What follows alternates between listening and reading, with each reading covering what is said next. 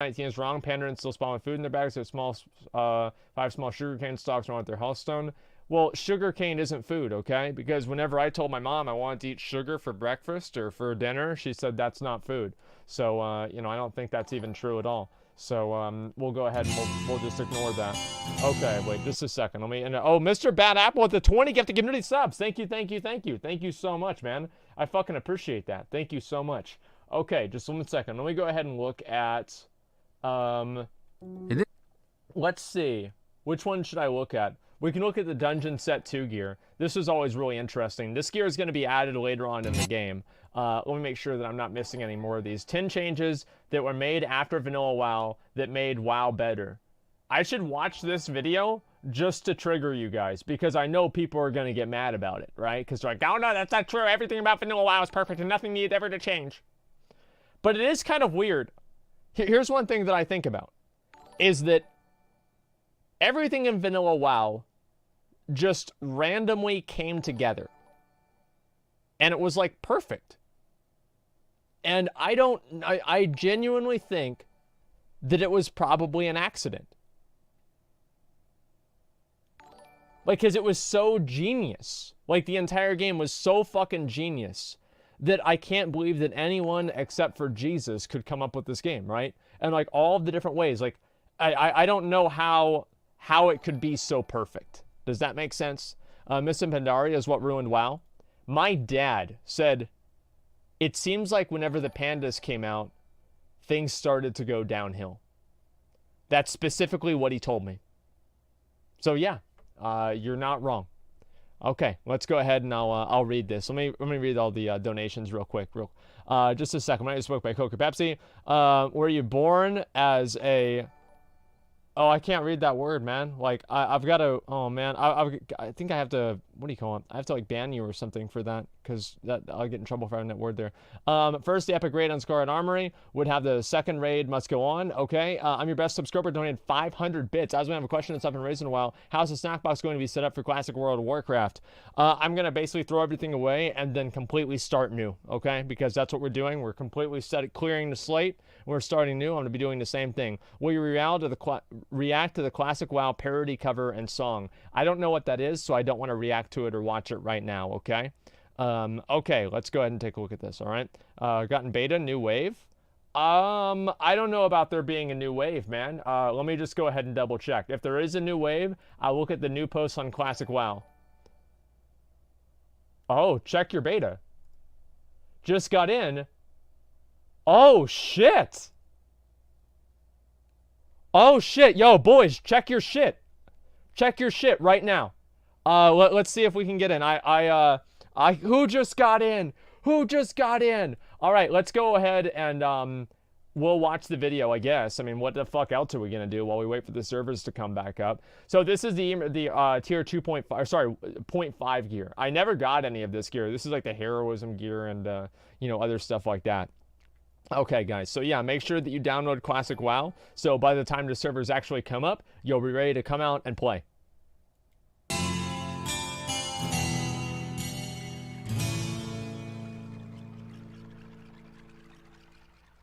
Hey guys, what's up? Mad Season here, back with another episode in the badass. Azeroth Arsenal. This is a series where we take a look at some of the more interesting weapons and armor in the game's history. Okay. This one is a little different because the focus is on armor as opposed to the previous episodes, which were mainly weapons. In vanilla World of Warcraft, before raiding, you had the Tier 0 dungeon set. This is the blue armor set for each class, and the pieces were scattered across many different dungeons in the game. It was the set to get pre-raids, and they were highly sought after. I never completed my Valor set. For druids, it was the Wild Heart. For hunters, the Beast Stalker. Mage, the Magister set. Paladins, the Lightforge armor. The Priest set was called Devout. Rogues had Shadowcraft. The Shaman had the Elements. Warlock, the Dreadmist. And Warriors, the Valor set. Yep. At first, it was quite rare to see someone with the full set, and it was almost a status symbol. Before people started raiding, even blue items were impressive, so it was like, whoa, This guy knows his stuff. Yo, imagine getting impressed over a blue nowadays. With the looks and the set bonus made them quite special.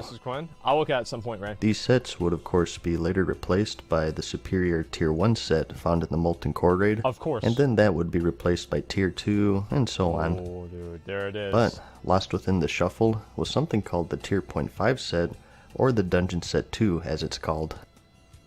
This was sneaked in patch 1.10 in March of 2006. Oh, that's where they added the weather effects. At this point, the Temple of Ankh-Kiraj raid was already in the game, and that held tier 2.5, so raiders really had no interest in this revamped dungeon set. It was more aimed towards those who just stuck with 5-mans as their endgame, of which there were plenty because raiding back then was so time-consuming. I don't think it was that hard, was it? These sets were slightly better and modified versions of their originals. Thank you.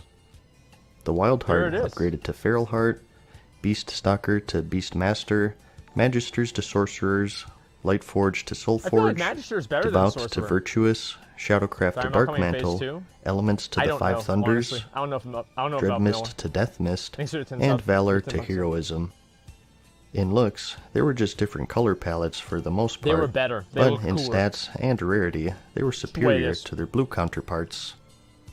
The quest chain that awarded them was the same for each class, but it was very long and expensive, and as a result, not a lot of people completed it, and in fact, if you mention these tier 0.5 sets to people today, most of them will have no clue what you're talking about. I remember, like, whenever I saw how long it would take for me to get my tier 0.5 set, I was like, fuck it. I guess I'll just farm Grand Marshal instead. Like, I didn't want to waste my time. I thought it was a fucking waste of I thought it was just a complete waste of time. Like, why do I want to spend all day doing this piece of shit and getting this bad gear that's not even better than stuff in MC for me to do this? And I just got the MC, I just worked on the Grand Marshal gear instead. Thank you for finding out the new beta opt-in. Refresh my app, and I was logged in. I saw the classic beta service offline. You're a beast. Keep on streaming, man. See you in game. The rule after, thank you very much, to $20. I appreciate that, man. Let's go ahead and, it's a bug. You didn't actually get in. I really hope that's not the case. Just get rank 13. I got up to Knight Lieutenant, and then the 2.0 patch came out. Then I got the rest of my GM gear. Unfortunately, I didn't really grind enough. I just started too late into the game, and I didn't get enough time to do it. So, I thought I'd cover the chain in its entirety and tell you about something that I think is a mystery to a lot of people. Mainly for entertainment, but who knows? If you decide to play the classic servers, maybe you can even use it as a guide. Arsenal with the 5 Get the Community subs. Thank you very much, The main goal of it is to collect 3 fragments of an amulet and to break an ancient curse. This video will be from an Alliance perspective, but the chain is pretty much mirrored for the Horde. I'll list any minor differences in text, but other than that, the main differences are the turn and NPCs. So, for the Alliance, it all started from the NPC Deliana, located just outside the throne room in Ironforge. It was expensive, and Makvar, the treasurer for the Horde, who you could find in Thrall's throne room in Orgrimmar. Fuck that, 100%. They tell you that they have in their possession a powerful set of armor worn by your class, and they're willing to give it to you for a favor. So, because this chain upgrades your tier 0 to 0.5, you of course had to already own all of your tier 0 set, which consisted of 8 pieces. What a waste of fucking time. The belt, boots, gloves, pants, shoulders, chest, and head. Easy. Going with the Alliance chain, the first step is to upgrade the bracers. Deliana sends you to the Winter Spring Zone, located all the way on the other continent. Remember, this is vanilla, and the That's a real quest right there. You start in the town, you go to the other fucking continent. That's like a quest for Christopher Columbus. You think about that. It's the same damn thing. Actually, that's a really good way to look at it. So you feel like Christopher Columbus doing quests in vanilla WoW. Because you're going over to different continents, you have no fucking idea what's going on, and then you kill the people that are living there. And now the quests are just participation rewards. It's like track and field in 3rd grade. The only good thing about it is you don't actually have to do any work that day. Traveling for these quests was legendary, and it was all on the ground, so there was a lot of walking. Goddamn right there was. You needed to get 15 blood samples from the wildlife here, and if you brought the blood back and give her 20 gold and your bracers, you get the upgraded bracers for the dungeon set too. Just 7 more to go. I never did this At this point, with this 20 gold investment, yeah, right. I do want to emphasize just how expensive it was to finish this whole chain. And it's the main reason why a lot of people skipped it. What a waste of fucking money. This 20 gold is just the beginning. Oh my god. And if you take into account that you're losing your original enchants, this chain is pretty pricey to finish. But with this, part 1 is done, and we have the bracers. Fucking right. For the next part, you need to talk to a dead person's ghost, and to do that, you need to visit a master engineer that specializes in the supernatural. You're sent to Muck's manuscript. 300 IQ idea for Blizzard. Next patch. Bring this quest line back, and just upgrade all the gear to level 120. Just upgrade all the gear. Like, I don't know why they don't do shit like this. Bring the entire quest line back, upgrade all the gear, make classic time walking weak, and have people be able to go back and get this gear. I would fucking love to see that. And I really wish that, like, Blizzard, like, those kinds of ideas, if they did a classic time walking, I would fucking love that. I don't know how they could make it good enough to meet people's expectations, though. That's the issue. Maybe they could do it like once a year. That's the only way I could think it working. I think it would work. And have Nax 40 out for the week. I still think that's a good idea, man. I don't care if everybody disagrees with me. I think it'd be fucking badass. Like, imagine that week, dude. Everybody would be on. Everybody would be playing. Holy shit. Everybody would be ready. People would be leveling up alts all year round just to do that one fucking week. And it would feel great. Scrambler and Gadgetsan. And being a goblin, he of course wants money out of you. And they'd allow Masterwood in there, to progress to the next part, just to make you it need a to little give bit more him 40 gold, which at this point was a lot back then. Yep. Most people had maybe 100-ish in their pockets. Everyone was broke. But that wasn't all. You also needed a bunch of trade materials, which also cost gold. And this is where most people said, you know, screw this. This is out of my price range, so I'll just stick with the old tier set. So, the total shopping list here was a delicate Arcanite converter, which was made by engineers, 4 greater eternal essences, which enchanters got from disenchanting high-level greens, 10 stone scale oil, which were made by alchemists, and 25 volcanic ash, which you had to get by yourself.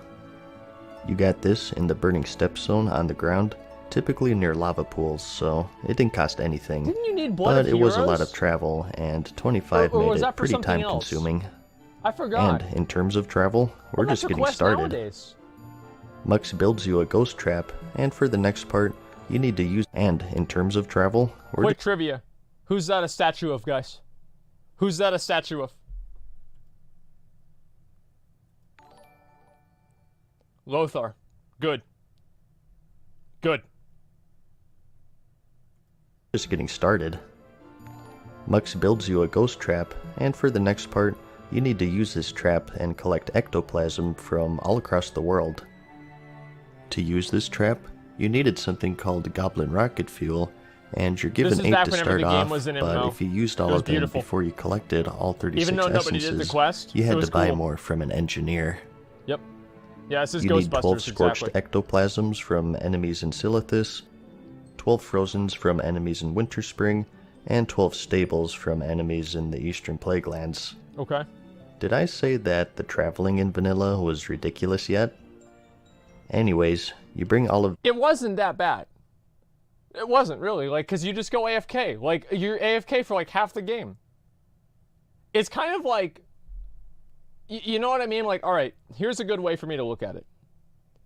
You know whenever you're like 12, 13, and you just discover how great titties are, and anytime your mom literally goes down to the corner store, you're on the computer in like fucking record time, looking up porn, like jacking off like so fucking fast, right? She goes to the grocery store. This is the best day of your life, all right? And you get to sit there on the computer for like a whole hour, right? But by the time that you're like, you know, maybe like 24, 25, and you've already got your own place, you've got your own room, and you can just look at porn all day long if you want, it loses a little bit of its excitement to a certain extent because you're just doing it all the time. And it's kind of like Vanilla WoW. Vanilla WoW is blue balling you because there are so many periods where, like, you're just fucking not doing anything. So you're just waiting for that one moment where you actually get to play your character. And in BFA, you're just always playing your character. So it's just like, okay, all right, let's go. Let's keep going. And I really think, like, I mean, like, this is a 200 IQ. Again, this is what I was talking about before, how Blizzard, it's like some kind of, like, just a fucking, a mastermind mistake that they've made with Vanilla WoW. I think that the genius of Vanilla WoW is that half of it wasn't even intentional. And even the devs said that. Kevin Jordan said, it's like, was this planned? Like, no. It just happened. I don't know. Like, I think that's just, it's the genius of unintended consequences. It's really fucking cool. Truly extraordinary, just like Smash Melee. Exactly. Just like Smash Melee.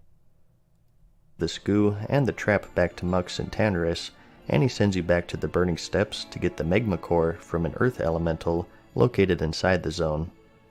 Okay. Hey, why didn't you tell me to do this while I was getting the ash earlier? What an asshole. So, you returned the core, and you just need one more part. Holy shit. It's a Fel Elemental Rod, but the only problem is that you have to buy it from an imp merchant named Veal, and he's located in an elite-infested area in the southern Winterspring Zone, all the way north. Asshole? That's a funny guy. Luckily, though, he isn't super deep into the area, and he's in the first cave you see on the right-hand side. The rod also costs 40 gold, so it's pretty pricey. Yep, 40 fucking gold. So you buy the rod, imagine wasting all your money for that. And he finishes the device and tells you to return it to Deliana in Ironforge if you're Alliance, or Makvar in Orgrimmar if you're Horde. Of course. As a reward for getting this far, for the next quest, you're asked to turn in your belt and gloves for the upgrade. And, as a bonus, the gloves are actually an upgrade in rarity, your first purple piece of the set.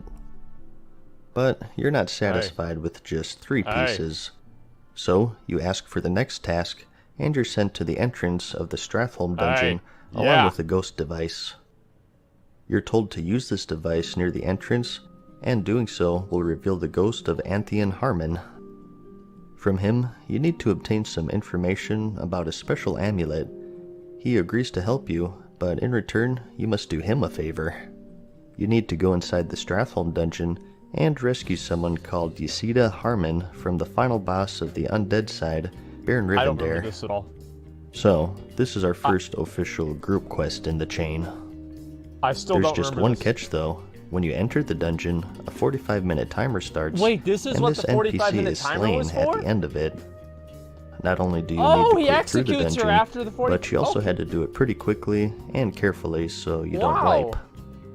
But if you're successful, Ysida gave you her locket, which you returned to Anthean. Okay. You ask him information about a Draconid named Valthalak and a special medallion that he held. Okay. And he tells you that the medallion had Valthalak's soul stored inside, and that he took it and divided it amongst his friends. God damn. But upon doing so, they unleashed a curse upon themselves that's still active, even in death. That's actually so fucking cool. He says that he gave the first piece to a dwarf named Theldrin, who is a gladiator for the Dark Iron Dwarves. Okay. So, you need to fight him and get the medallion back, but to do so, you need a bunch of materials. Fuck yeah. You need 3 Dark Iron bars, which were made by miners, 20 enchanted leathers from enchanters, 3 mooncloth from tailors, and 4 cured rugged hides from leatherworkers. All pretty pricey trade goods, so the investment was really starting to pile up at this point. Yep. And what did you need all of this stuff for? A banner, of course. It's incomplete. Hey, you can't just fight the guy. You need this special banner. You gotta get him mad first. It's not even finished yet. You need to take this incomplete banner to an NPC named Valorant Treeshaper, located in the library of the Dire Maul dungeon, so, again, a group is needed to clear to this NPC. Oh, Dire Maul. And to follow along with the scheme of things, before he'll help you, you need to do him a favor. Oh, come on. He asks you to kill ogres inside of Dire Maul and to bring him their war beads as proof, 25 of them total. Wow. And for this, you at least get an amulet as a reward, which is a nice little bonus. Upon completing this, Valorant will enchant the banner that'll somehow provoke Theldrin, but to... My mom actually completed a lot of this quest back in Vanilla WoW, I'm pretty sure. because she was never going to raid, and she never really did PvP. So she just completed this quest, just like all she did. Do that, he needs more materials first. You need 4 dark runes, which are drops from enemies in the Skolemance dungeon. So for these, you either got a group, or you bought them off of the auction house since they weren't soulbound. You also needed 8 large brilliant shards, which enchanters got from disenchanting high-level blue items, and a quest item called the Jeering Spectre Essence, which dropped from ghosts located inside the Dire Maul dungeon. Of course. So, lots of help required. Of course. This is a pretty elaborate way of challenging someone to a fight, don't you think? Anyways, you take this special banner to the arena located inside the Blackrock Depths instance to summon the secret Theldrin boss and his posse. And your goal, of course, is to take him down. He dropped some loot, some of which is unique in transmog, so to this day, people are looking for others with the banner still to get some rare transmogs. I got that bow myself. And he also dropped the first fragment of the amulet. Service incompatible. We're waiting. You returned this to Antheon, and he tells you that the only way to stop the curse is to put the amulet back together, so you need 2 more fragments. Okay. This is about the halfway point of the chain. Hey, I told you this was a long one.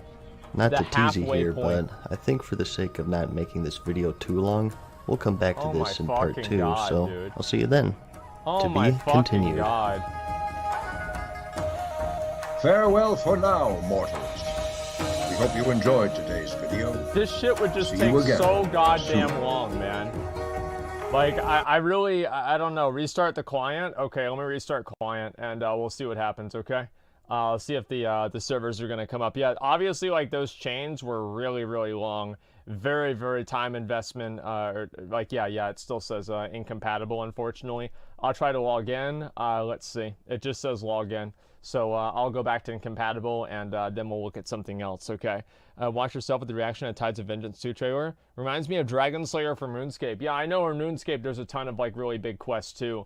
And so I think this is, like, one thing that WoW used to have a lot of, and nowadays they don't really have that much of, which is unfortunate. Random quest chain in vanilla has better lore than BFA. Well, I mean, this is a main quest chain I guess like in vanilla WoW. It was a big quest chain. But the point is, yeah, I do think they did a better job with the lore. And I think one of the reasons they did it is they wrote it with, like, more of, like, a, I don't know.